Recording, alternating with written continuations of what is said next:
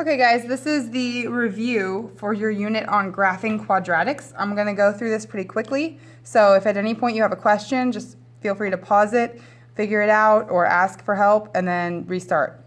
So, number one, it says given f of x equals negative x squared minus 2x plus 8, answer the following. Don't forget that f of x equals is the same thing as y equals, so we can use our calculator to type this in. Don't forget to clear your calculator before you start. And we're going to type this in as negative x squared minus sine 2x plus 8. And I'm going to hit graph, and we're looking for the vertex.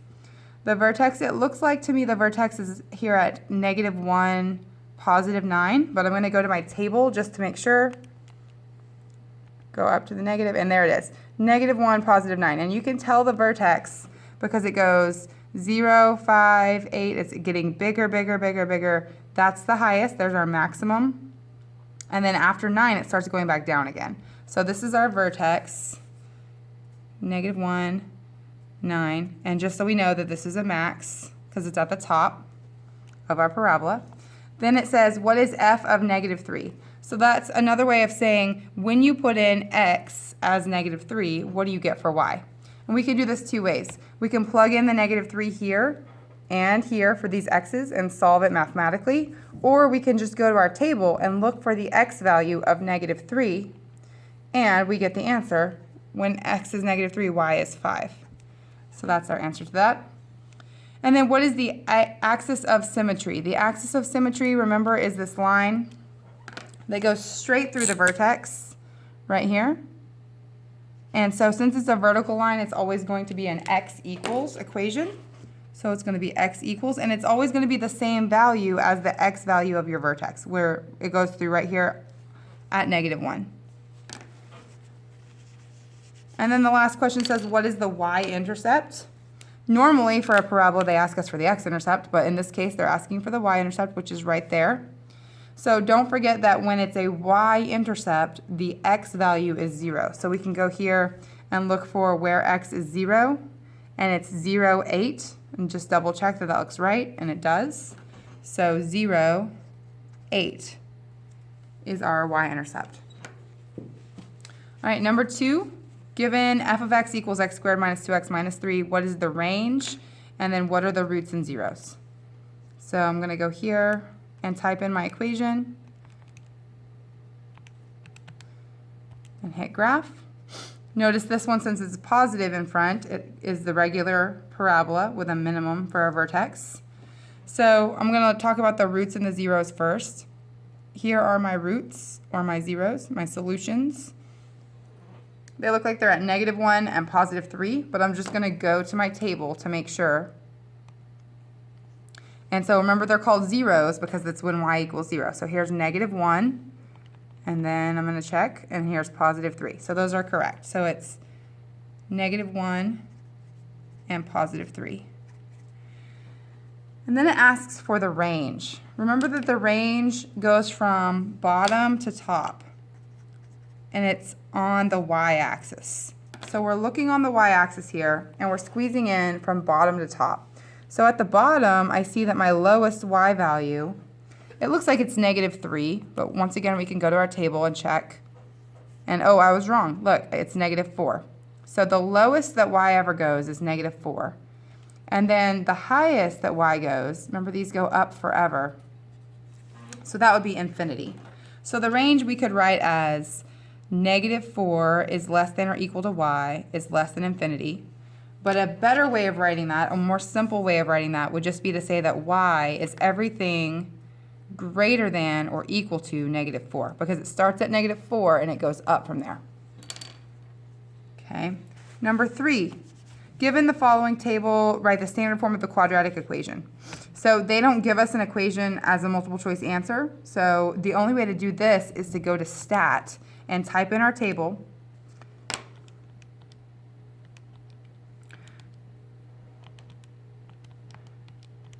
Remember that your x values are for L1, so this is your L1, and this is your L2. And these are horizontal, but we're just going to type them vertically.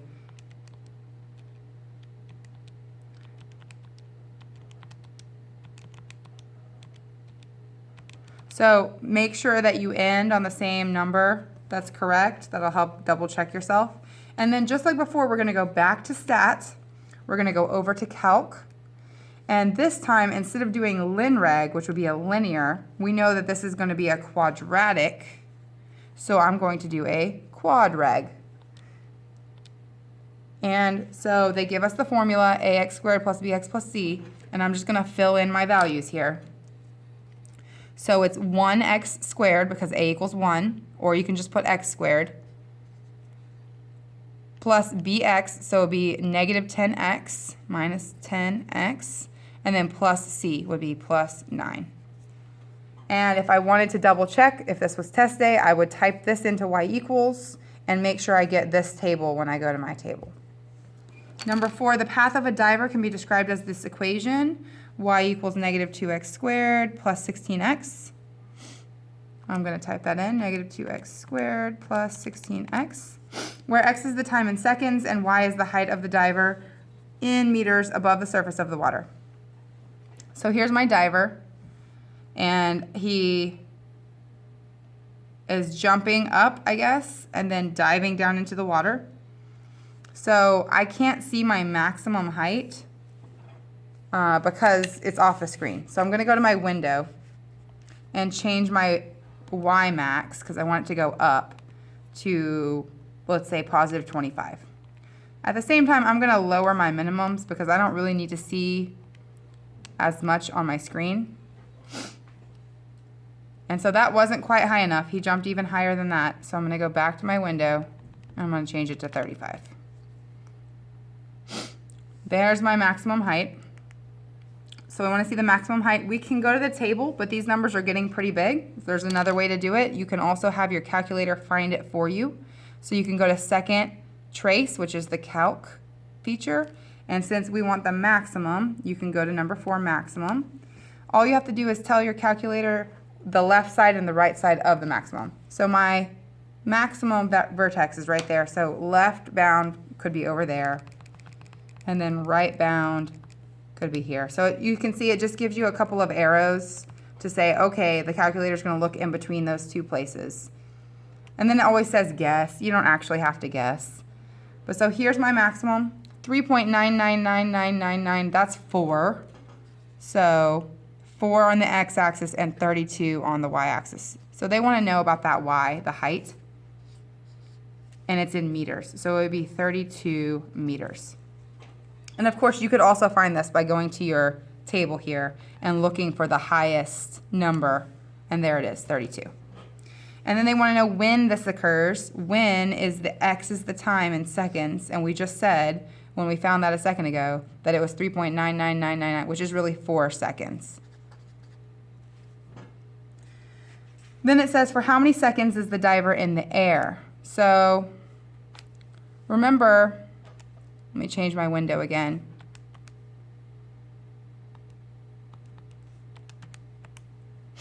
Remember, the diver starts here, jumps up, and then here's the water, and he lands, or he doesn't land, he dives into the water. So these are the seconds that he's in the air for. 1, 2, 3, 4, 5, 6, 7, 8. So he's in the air for 8 seconds until he hits the water. And then how high above the water is the diver at a time of 2 seconds? So right here, that's looking for a time of 2 seconds right there, and they want to know how high is he over there. Now I can't read this off of this graph because these are way too close together. I know that this is 32, so it's going to be probably in the 20s, but I'm going to go to my table and look for when my x is 2 seconds, and I see the height right there is 24. So 24 meters. Okay. Another way to do that would be to plug in x equals 2 into my equation and solve that, and you should get 24. Next one, when is the diver 24 meters above the water? Well, he's above the water by 24 meters at 2 seconds, and then when he's coming back down from his top of his dive, also at 6 seconds. So 2 and 6 seconds. So he goes up, up, up, up, up, hits 24, keeps going up, comes down, hits 24 again, and then keeps going down and hits the water. How many seconds is the diver at least 30 meters above the ground? So let's go to our table. Here is where he hits 30 meters right at 3 seconds right there. So if I go to 3 seconds, and then they want to know for how long does he stay at least that high above. So all this time they want to know.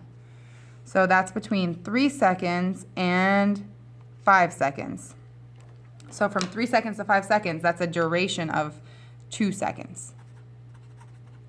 So he's up here for 1 second, 2 seconds. And then he goes back lower than 30 meters above. Number 5, which equation below has x-intercepts that are -4 and 1? So you can just try all of these in your y equals and find your roots or your x-intercepts. So I'm going to try D to start. Oh, and I have forgotten that I changed my window, so I'm going to change it back to -10, +10, -10, and +10. So the x-intercepts are -4 and +1. So here's +1 and -4. So I don't even have to try the rest of these. I know that D is the correct answer to this. Number 6, what is the vertex form equation of the graph below? We're going to skip that.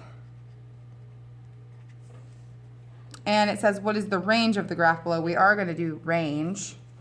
So remember, range is the y values, and it goes from bottom to top. So if I look at my graph from the bottom to the top, it goes from -3 up to infinity up here. So 2 ways to write this. You could say -3 is less than or equal to y, which is less than infinity. Or a better way to say that would be to say that y is everything bigger, higher than -3. Y is greater than or equal to -3. Number 7, if you compare y equals 1/3 x squared to the parent function y equals x squared, the new graph would be, and so this is really easy to compare. I'm going to type my parent function first, x squared, and then I'm going to type my new function, 1/3 x squared.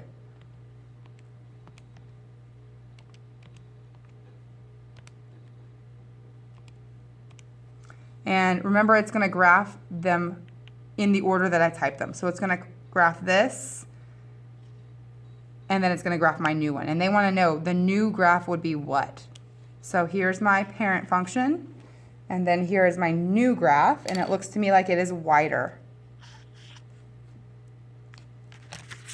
Number 8, if the leading coefficient of the function is tripled, the new graph would be blank. So tripled means times 3.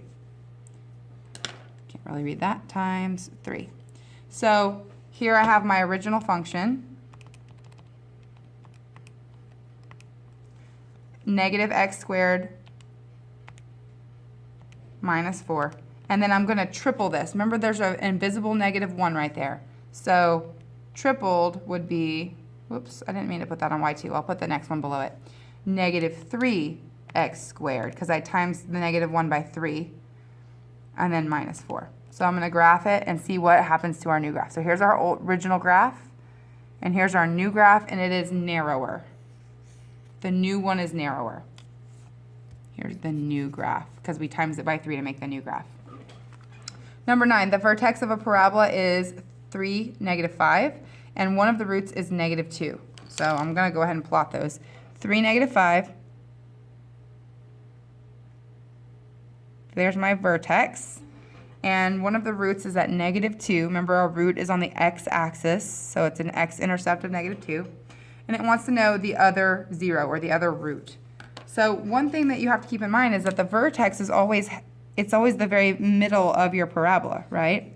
So I know that if I went over 1, 2, 3, 4, 5 spaces this way to get to my root, I would need to do the exact same on this side so that I would have my axis of symmetry. So right there has to be my other root at 8. So the other root is 8, 0, or the other 0, or solution. And then it wants you to graph it. Well, now that we have all of these 3 points, we can graph our parabola. Should be going through that 8 right there. just like so. All right, number 10, how does this function g of x differ from the parent function? Remember the parent function is y equals x squared. So basically they just want us to type them both in and compare them. Always type the parent function first because it's the most simple one. It's the one that we're going to be making the changes to. So our new function, x squared minus 3, and then we're going to see what changes. So we've got our parent function, and then there's our new one, and you see it just moved 3 spaces down. Number 11, write the following in vertex form. We're going to skip this one. But I would like you to go ahead and label the important points here. So here's my 0, or my solution, and here is my vertex. Number 12, write the equation of a graph with x-intercepts of 1 and -3. So I know if the x-intercepts are 1 and -3, those are our roots. The factors are the opposite, right? So it would be x minus 1, because it's positive right now, I'm going to change it to negative, and then x plus 3. So those would be my factors, and then I can just do my box method to multiply this out. If I want it in standard form, x times x is x squared, x times -1 is -1x, x times 3 is 3x, and -1 times 3 is -3, and then I'm going to combine my like terms, and so I get x squared plus 2x minus 3. And so that's the equation of this graph, and I could check that. I would, if it was a test day, I would type this into y equals and make sure my roots are at 1 and -3. They're the opposite of the factors. Number 13, the quadratic parent function is shifted 2 units down and 6 units to the right. Which function below represents this transformation? So it's going to be D, I believe, and you could check all of those on test day, but I'm just going to show you D. So I have my parent function, which is x squared, and then I'm going to type in my new function, x plus 6 minus 2. Oops, I forgot the squared sign. Don't forget the squared sign. That's what makes it a quadratic. There we go. And so here is my parent function. We want it to be shifted 2 down and 6 to the right. Oops, I picked the wrong one. Good thing I checked. 2 units down and 6 units to the right. I believe this is a mistake because we're going to have, it's going to have to be B, but they're going to have to change that to a -2. Let's try that.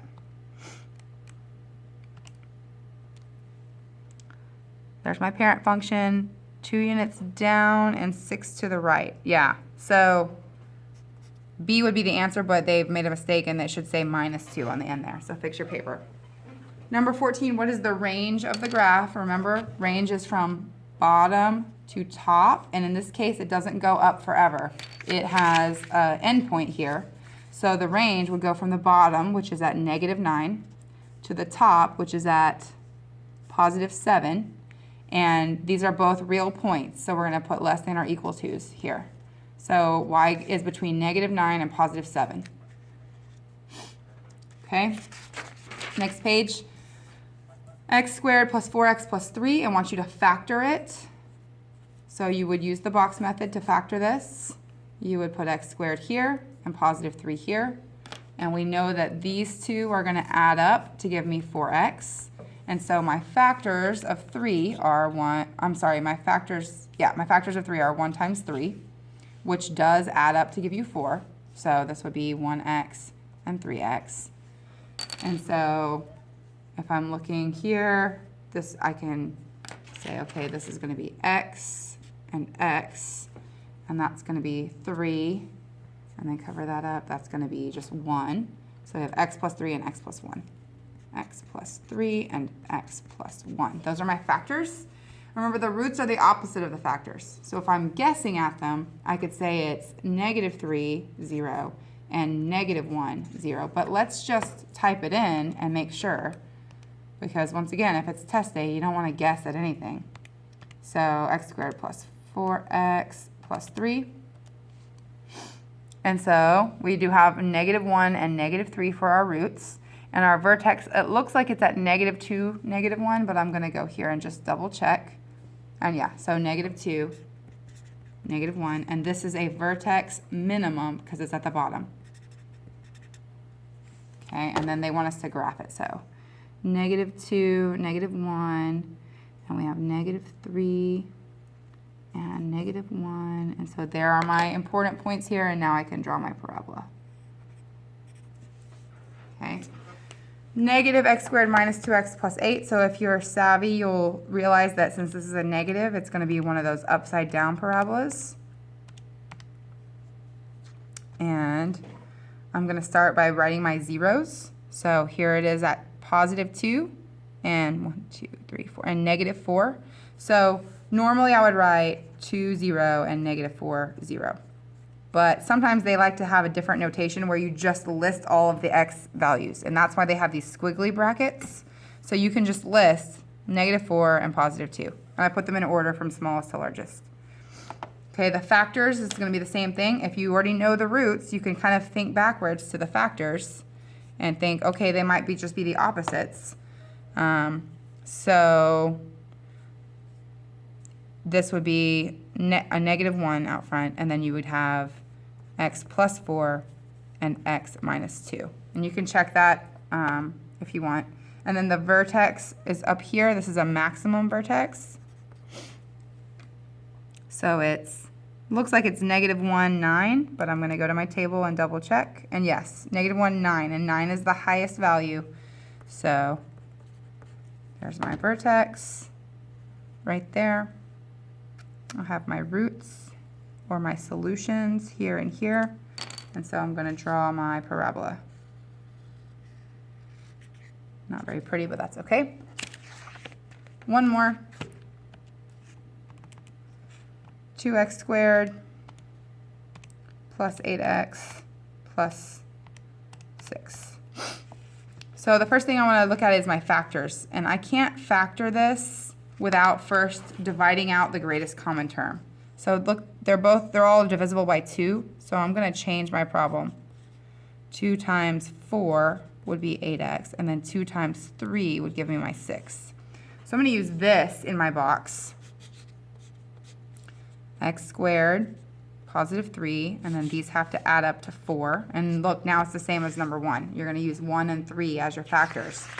So 1x and 3x. So I'm going to get x plus 3 and x plus 1. So, but don't forget, in order to do it this simple way, we first divided everything by 2. So we have this 2 sitting out front. We can't forget that. So there are my factors, and so it looks to me like this should be -3 and -1.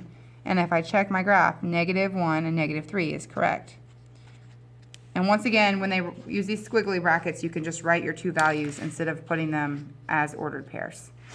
And then the vertex looks like it's at -2, -2, but let's just double check.